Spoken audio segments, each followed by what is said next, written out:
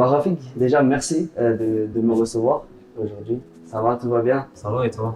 Ça va, ça va. Là, j'arrive sur un mois de janvier qui était quand même intense, beaucoup de matchs, deux matchs notamment contre Porto et Sporting qui nous ont fait mal. C'est vrai. Euh, il va falloir renverser la situation, mais tout d'abord, c'est surtout pour ne pas retomber dans un mauvais cycle comme en début de saison et enchaîner les mauvaises performances en fait. Moi, je pense qu'on y travaille pour pas retomber là-dedans. Je pense qu'on est conscient aussi et on essaie de travailler ça encore une fois à l'entraînement. Je pense qu'avec l'intelligence de l'équipe, je pense pas. Vous allez retomber dans ça. En fait, c'est une saison où vous êtes vraiment passé par toutes les émotions. Vous avez été dernier du championnat, vous êtes remonté, là vous êtes retombé un petit peu, vous avez atteint le final fort de la Coupe de la Ligue, c'est quelque chose d'historique pour le club. Euh, Qu'est-ce que en fait, tu te dis en fait, d'une saison comme ça en fait? En vrai, comme tu as dit, tu passes par toutes les émotions. Au début de saison, c'était compliqué. On a bien remonté la pente, on a enchaîné des victoires. Et là, on commence à retomber dans nos travers. Après, on va dire que on a perdu 3 matchs de suite. Il y avait Porto et Sporting. C'est des adversaires assez costauds. Donc on n'est pas en crise, on va dire. Mais c'est une petite alerte. D'accord. Et ça, l'entraîneur vous le rappelle tout le temps d'essayer de vraiment pas retomber là-dedans, ou vous êtes toujours focus de toute façon?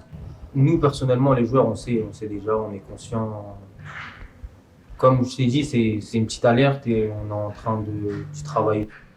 En début de saison, moi, ce qui m'a marqué, c'est qu'on sentait l'équipe comme en panique dans les derniers instants, comme si elle avait du mal à se concentrer en fin de match. Justement, elle perdait ses matchs où elle se faisait égaliser dans le temps additionnel, en fait. Comment tu peux expliquer ça et comment on le travaille si vraiment on peut le travailler?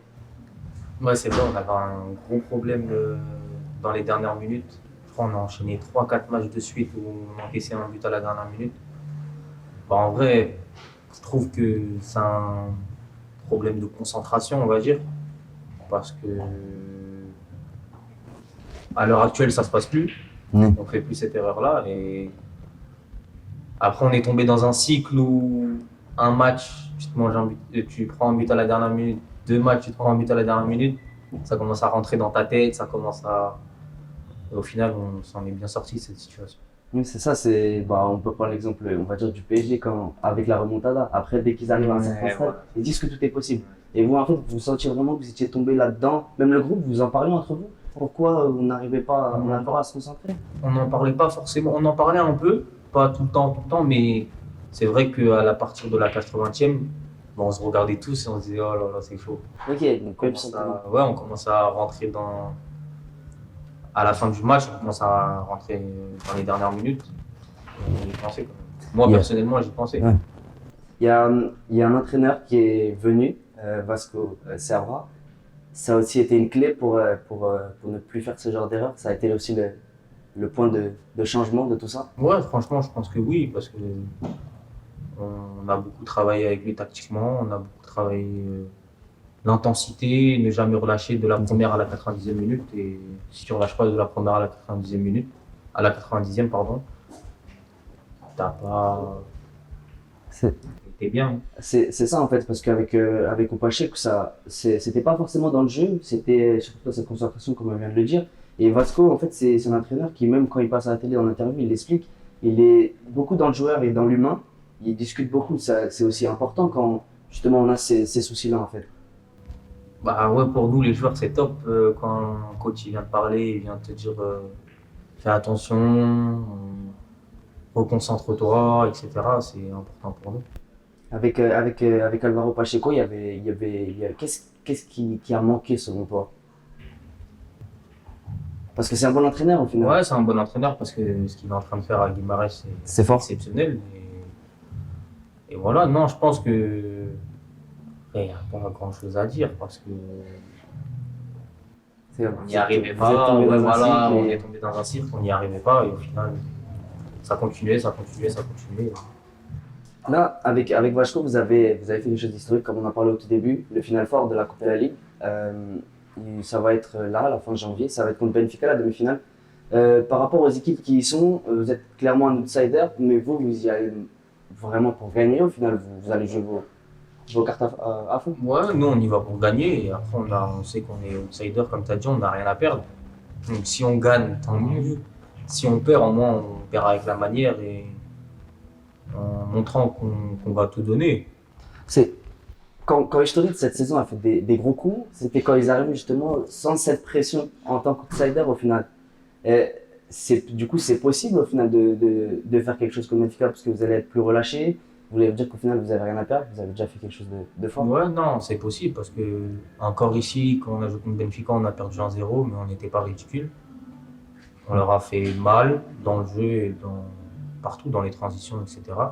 Et je pense qu'on peut le refaire au vu de la qualité des joueurs dans l'équipe. Quand on voit cette équipe, justement, il y a un beau mélange. Expérience, jeunesse, fougue, il y a de la vitesse, il y a tout. En fait, du moins sur le papier, c'est une très très belle équipe. Et de ce qu'on en dit, même dans les médias, les gens qui parlent, sur le terrain, c'est beau à voir jouer, on ne peut pas se le cacher. Même en début de saison, quand vous perdiez, c'était quand même beau à voir jouer. C'est la vraie clé, justement, cette ambiance dans le groupe, cette alliance entre l'expérience et la jeunesse. Ouais, franchement, je pense que ça compte parce que individuellement, dans l'équipe, il y a de très très bons joueurs. Et, et les joueurs d'expérience sont là pour recadrer les jeunes de l'équipe, leur donner des conseils. Et je pense que c'est un beau mélange. Tu, à qui, par exemple, tu te confies, pas forcément se confier sur autre chose, mais sur le football, dans l'équipe. Il y a des cas, notamment des Français, il y a beaucoup de Français, il y a Yakim, Mangala. Tu parles souvent avec eux sur ce qui se passe sur le terrain? Oui, on en parle souvent. Après, je parle pas qu'avec les Français. En vrai, Ouais. Toi, tu je parles parle bien je portugais. parle avec tout le monde et je m'entends bien avec tout le monde. Et on essaye de savoir ce qui a manqué, par exemple, dans les matchs ou ce qui a été fait bien. Et on essaye de s'améliorer. Je vais te montrer une photo qui, moi,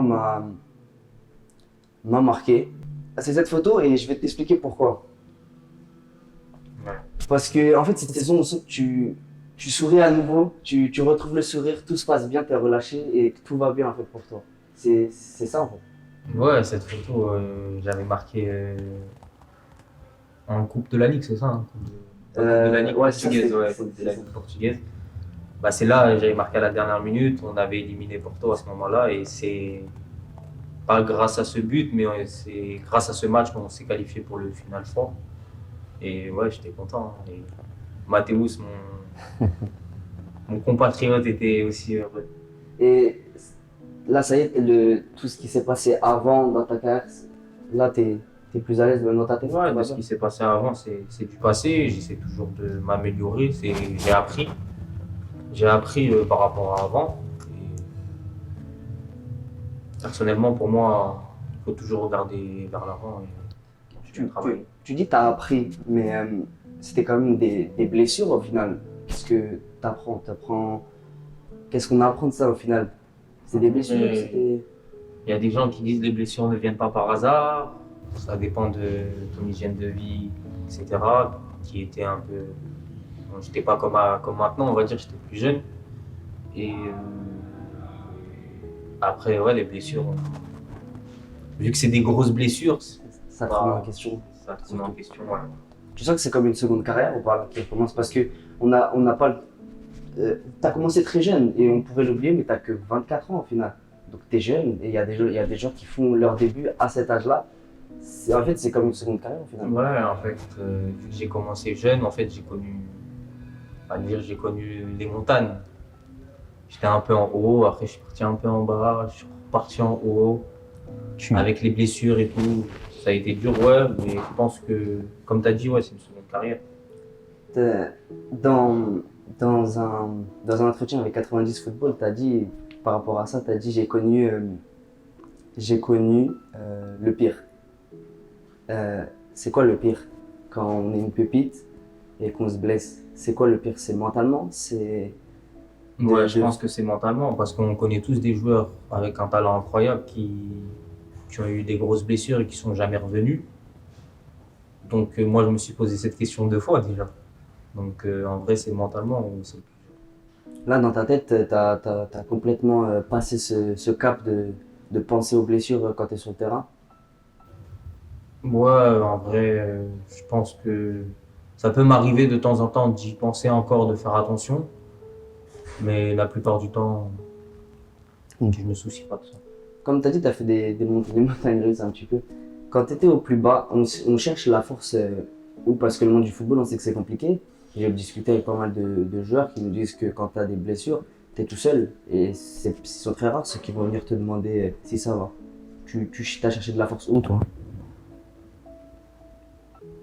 Heureusement qu'il y avait ma famille, on va dire. Ils m'ont beaucoup aidé et ensuite je savais où je voulais aller et j'étais concentré à faire ma rééducation à fond et avec l'aide de ma famille, de mes proches, et j'ai réussi à surmonter ça.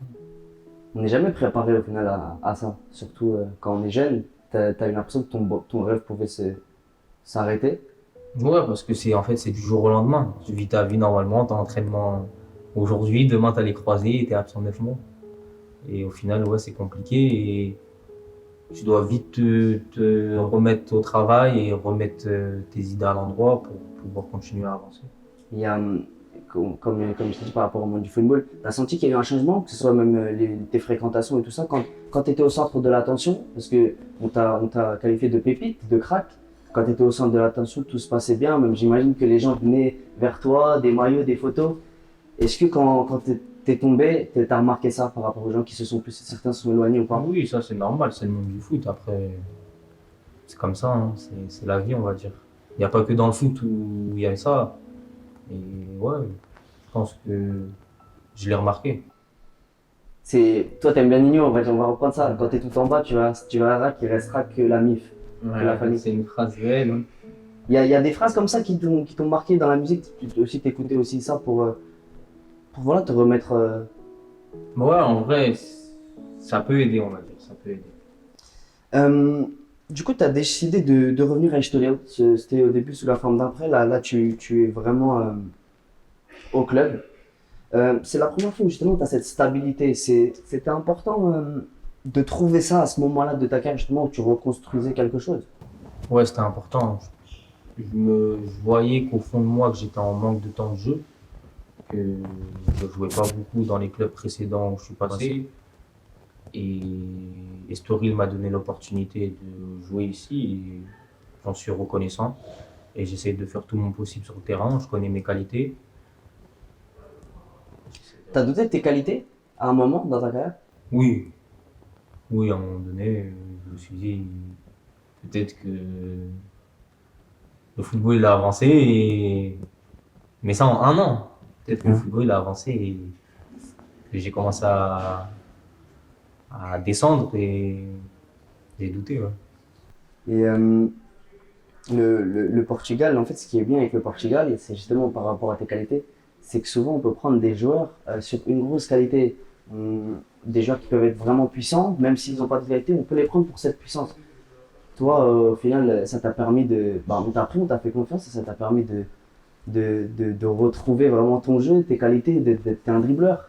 Le Portugal, c'était parfait pour toi au final. Ouais, franchement, dans le championnat portugais, il y a toutes sortes de joueurs. Tu peux trouver des mecs super techniques, tu peux trouver. Il y a vraiment de tout. Et ouais, j'en suis reconnaissant envers Estoril encore une fois. T'en as parlé en disant que tu as douté. Parce que c'est vrai qu'il y a eu les blessures du coup, mais à Reims par exemple, tu l'avais déjà dit que c'était pas aussi l'entraîneur, c'était un choix du coach, mais t'as pas eu le temps de jeu que tu aurais aimé avoir. C'est aussi ça qui t'a fait douter, c'est aussi ça qui t'a fait te remettre en question aussi. Après, tu doutes à des périodes. C'est souvent les périodes quand tu joues pas. Et c'est là où il faut se remettre au travail et travailler 2 fois plus pour savoir que tes qualités sont toujours là et que tu les as jamais perdues en vrai. J'ai j'ai un message pour toi, parce que pour toi, t'es quelqu'un d'évolué, mais ça a commencé aussi au Havre. J'ai une personne, je pense que tu vas connaître, qui voulait te laisser un petit message. Ouais Rafik, Rafikinho. Bon, je t'envoie ce message pour te donner toute ma force. J'ai pas besoin de te faire de grands discours. Tu sais très bien qu'on est derrière toi et que toute la famille Diop est derrière toi mon gars. J'espère que tu te plais là où t'es et continue à nous faire de la magie. à nous mettre des étoiles dans les yeux. Alivor. Allez voir. C'est qui pour toi? Bah, en fait, c'est la famille à un coéquipier à moi qui est mort, Samba Diop. Et on s'est mis, on est entré en contact avec Alivor et au final, on est resté en contact. Et voilà, C'est, c'est une très bonne personne, c'est, très gentille. tu as parlé du coup de ta famille, c'est aussi des choses qu'on voit, même tu y a une story à la une sur ton compte Instagram avec ça. C'est un événement qui t'a fait prendre conscience que tout va vite, ça va dans le football, mais dans la vie aussi. Ouais, non, ça nous a choqué toute notre génération parce que c'était une personne de ma génération. C'était un ami à moi.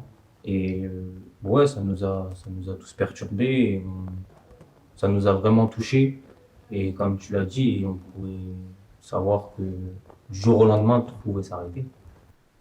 Est-ce que par rapport au Havre, justement, t'as regretté d'être parti directement après, quand tu étais prêt à Rennes ou pas? Peut-être plus aussitôt. De regretter maintenant, c'est facile de le dire. Vu que ça s'est pas bien passé juste après, on va dire oui. Mais au final, en vrai, non. Après, Parce j'ai que, passé de bons moments au Havre.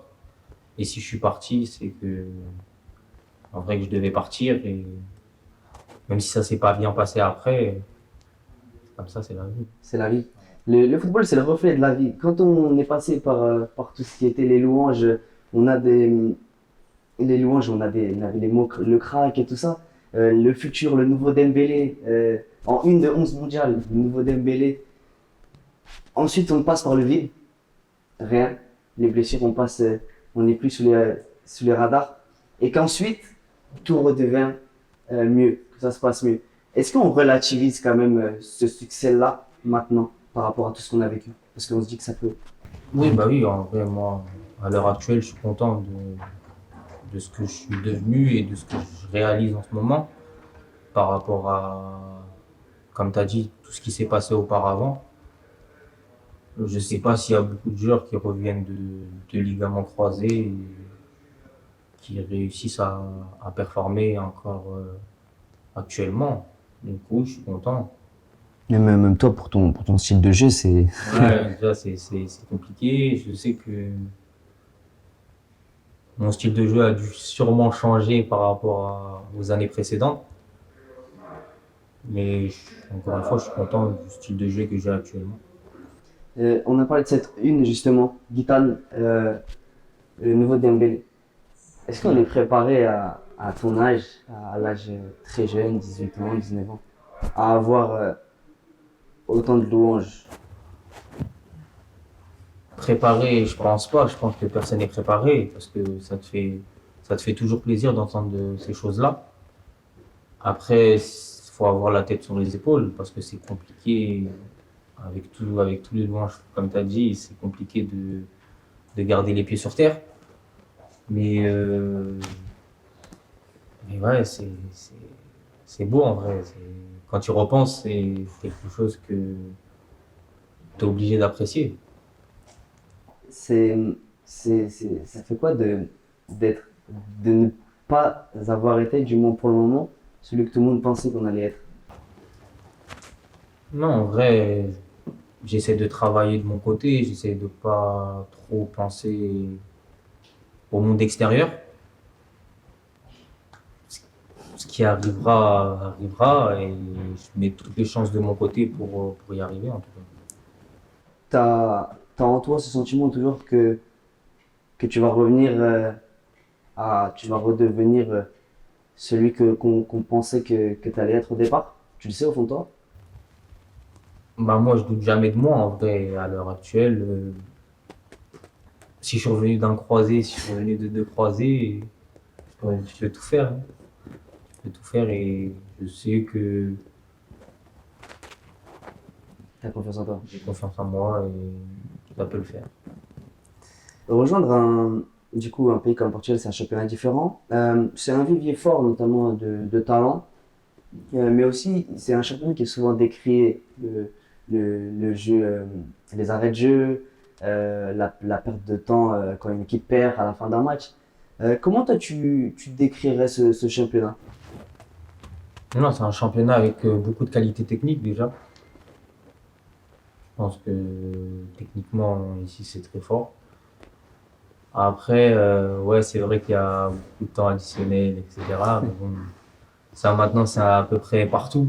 Ouais. Depuis la Coupe du Monde au Qatar, on voit beaucoup de championnats faire ça. Mais c'est un championnat rempli de talent.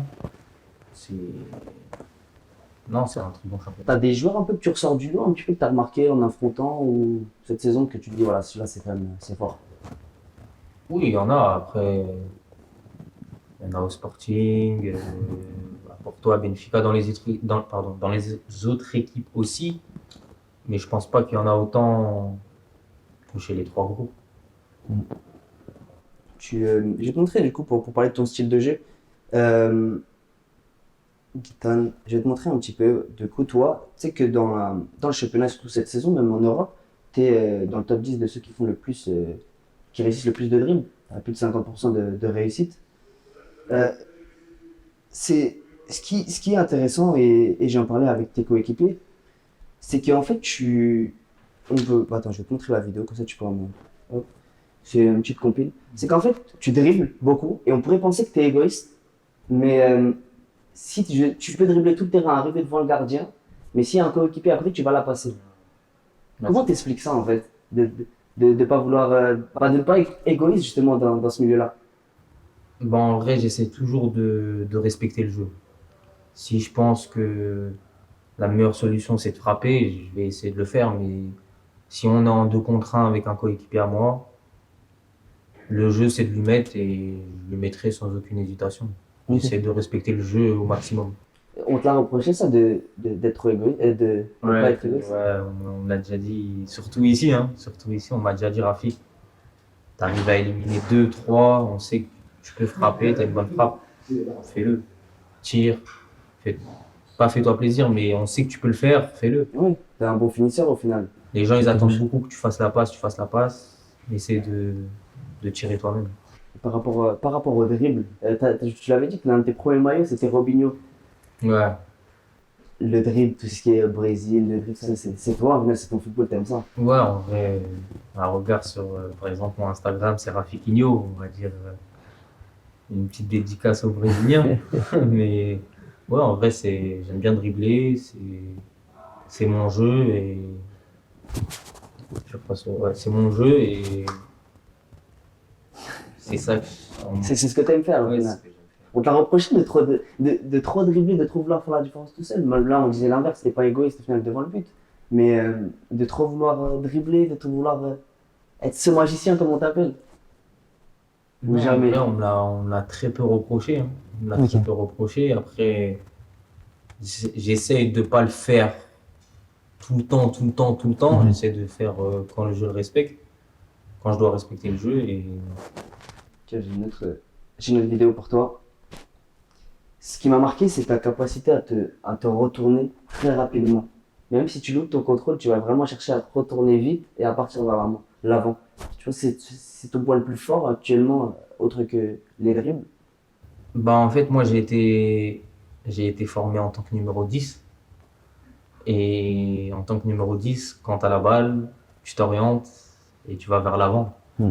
Et j'ai toujours gardé ça en moi et je pense que avant je le maîtrisais encore plus que maintenant vu que maintenant je suis un peu sur le côté donc je le fais un peu moins mais c'est quelque chose d'important et c'est quelque chose qui fait mal aux équipes adverses. Surtout pour Echtogen qui va vite vers l'avant en contre et tout ça. Toi, Ouais, c'est ça. toute l'équipe se projette. Quoi. Ils savent, dès Guitane à la balle, on va recevoir la balle et ils savent qu'ils peuvent partir dans c'est ça.